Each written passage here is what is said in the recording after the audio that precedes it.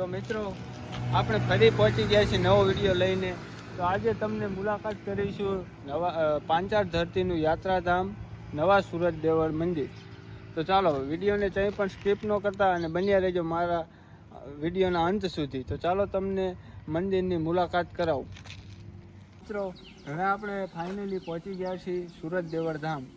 તો તમે જોઈ રહ્યા છો ભગવાન સૂર્યનારાયણનું મંદિર આવેલું છે. તો ચાલો તમને અંદર જઈને વિઝિટ કરાવું.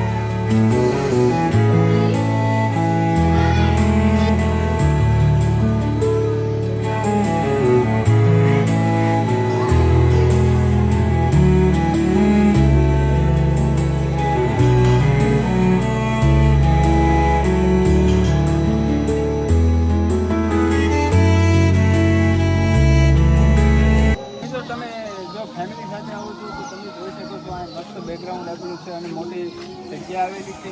તો તમે જો ફેમિલી સાથે આવો તો પણ અહીંયા જમવાની માટે ભોજનાલયની સુવિધા છે, ગૌશાળા આવેલી છે, ઘણું બધું આવેલું છે. તો તમે વિઝિટ કરો અને મંદિર વિશે જાણો. તો ચાલો તમને એક મંદિરનું ફરતે ચક્કર લગાવીને આપણે વિઝિટ કરીએ.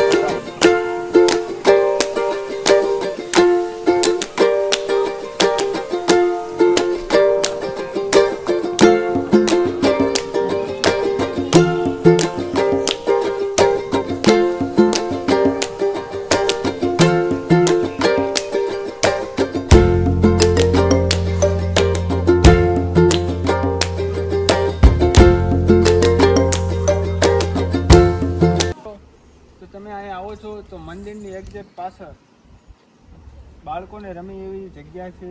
પાછળ એક વાવ આવેલી છે, એની પાછળ એક પુરાતન તળાવ આવેલું છે, તમે જોઈ શકો છો. તો ચાલો તમને નીચે જઈને વાવના દર્શન કરાવીએ અને નીચે મંદિર પણ વાસુકી દાદાનું આવેલું છે. તો ચાલો તમને એની મુલાકાત કરાવો.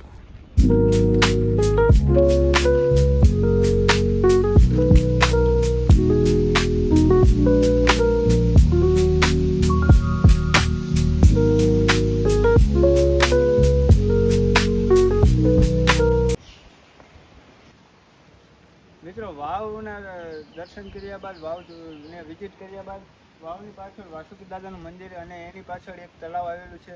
તો ચાલો તેની આપણે મુલાકાત લઈએ. વાસુકી દાદાના દર્શન કર્યા બાદ આપણે પાછળ તળાવમાં આવી રહ્યા છીએ. તો આ તળાવ માંડવના જંગલમાં આવેલું છે. એટલે આમ પાંચાળ ભૂમિ કહેવાય જોકે. અને મંદિરની અહીંયા તમે વિઝિટ કરો છો ખાસ ધ્યાન રાખ. અને અહીંયા ફોટોગ્રાફી માટે તમને મસ્ત એવી ખુલ્લી જગ્યા મળી રહી છે. તો તમે જોઈ રહ્યા છો અહીંયા મસ્ત એકદમ વ્યૂ આવે છે. તો તમે જોવાનું ના અહીંયા વિઝિટ કરો તો જરૂરી છે આને પણ વિઝિટ કરવાનું ન.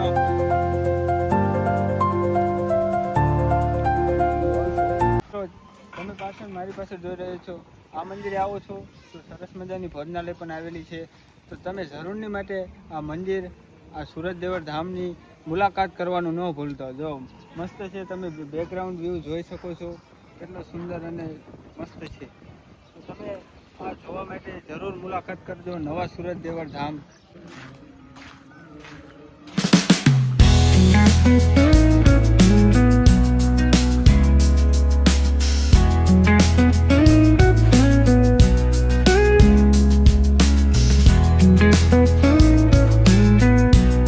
કેવો લાગ્યો વિડીયો કમેન્ટમાં જરૂરથી જણાવજો અને મારી ચેનલને સબસ્ક્રાઈબ કરવાનું ન ભૂલશો. અને હું તમારી માટે રોજ અવારનવાર આવા વિડીયો લાવતો રહું છું. તો કોમેન્ટમાં જરૂરથી જણાવજો કેવો વિડીયો લાગ્યો અને નેક્સ્ટ વિડીયો શેના ઉપર લાવું તે પણ કોમેન્ટમાં જરૂરથી જણાવજો. તો મારી ચેનલને સબસ્ક્રાઈબ કરો અને બેલ આઇકનને ઓલ પર સેટ કરવાનું ના ભૂલશો.